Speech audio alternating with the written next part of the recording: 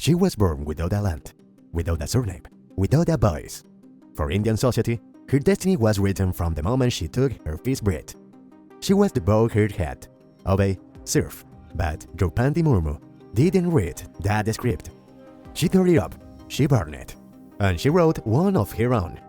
Today, thousands of girls in the poorest areas of India pronounce her name as if it were a spell. And it is. Because behind her serene face lies a story that seems impossible, one of those that is not only told, but felt. This is the story of the woman who was born on the bottom rung and ended up at the top of a country with 1 billion boys. In 2022, the Indian Parliament elected its new speaker. She was a woman unknown to many outside of India, but her story would move anyone with a shred of soul. Draupadi Murmu was 64 years old and had previously been the governor of the impoverished state of Jharkhand. But her rise wasn't political, it was human, it was spiritual. At the moment of her inauguration, Draupadi stood resolute, dressed in traditional textiles of her tribe.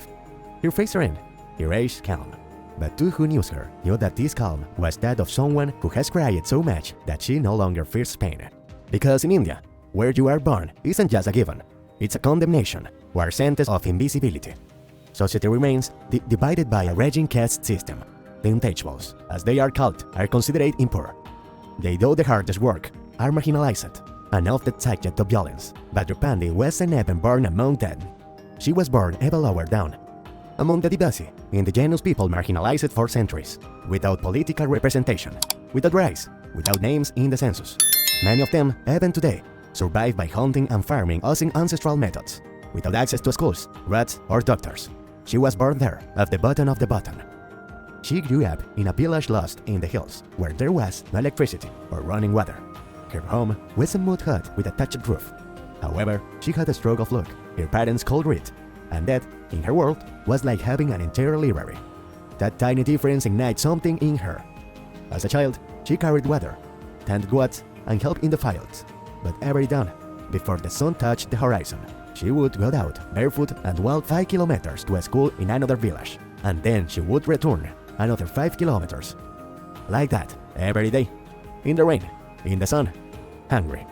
Because for her, education wasn't an option. It was her only way out. No one around here understood this effort. They told her that a tribal girl should work, marry young and keep quiet, but she'd want more. She finished school with flying colors, and then the first miracle happened.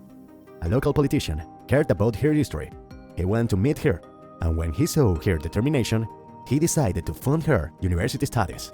Thus, Draupadi became the first woman from her tribe to earn a university degree. She graduated in arts, and then returned to her land, not to live but to change it from within.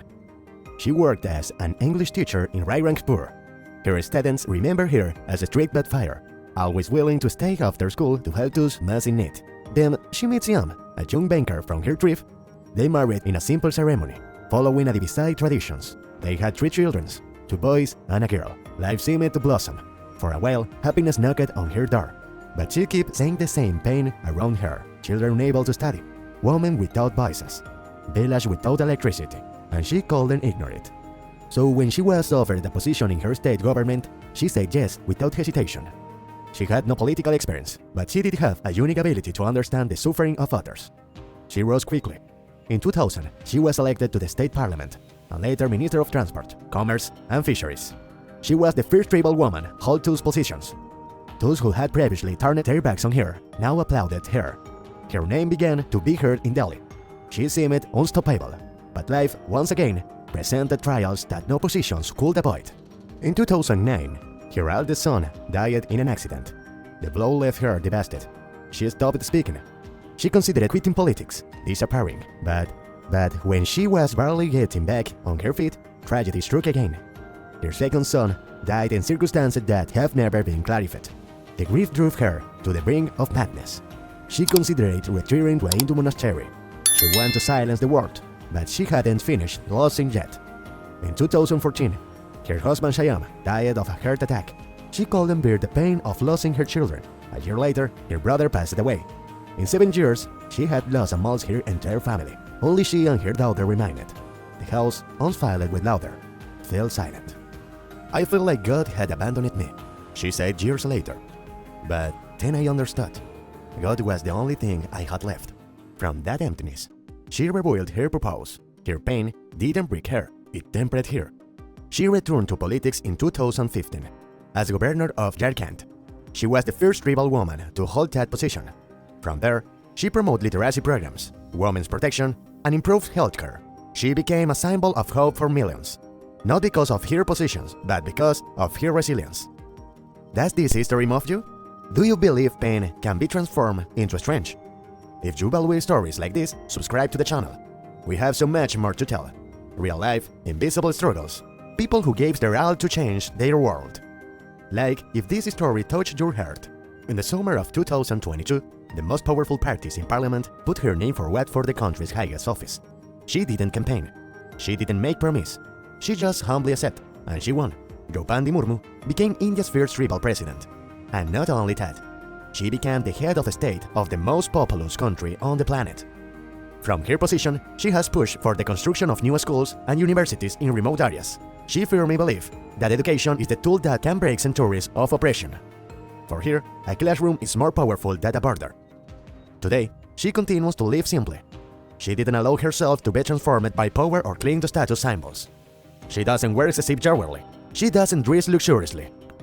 She doesn't give speeches. She doesn't give speeches to inflate her ego. Instead, she sits and talks with girls who walk miles to get to school. She listens to them patiently. She smiles at them tenderly. She tells them that she too grew up without shoes, that she too studied under a broken roof, that she too felt like she didn't belong. She embraced them with the strength of someone who understands abandonment. Because she doesn't forget where she comes from. She visits remote hospitals where no one important goes. She sits next to fearful mothers. She listens to elderly people ignored for decades. She looks into the eyes of those the system never saw. She doesn't speak to them as president. She speaks to them as one of them. And when they look at her, many don't see a position. They see hope. They see a woman who walked barefoot through the mud, who lost her children, who buried her husband, who felt the silence of an empty house. And yet, she rose again. Not out of ambition, but out of conviction. Because she understood that real power lies not in dominating, but in serving. Her story isn't a legend fabricated to inspire. It's a reality that defies the logic of privilege. Because no one was betting on her. Because the odds were against her.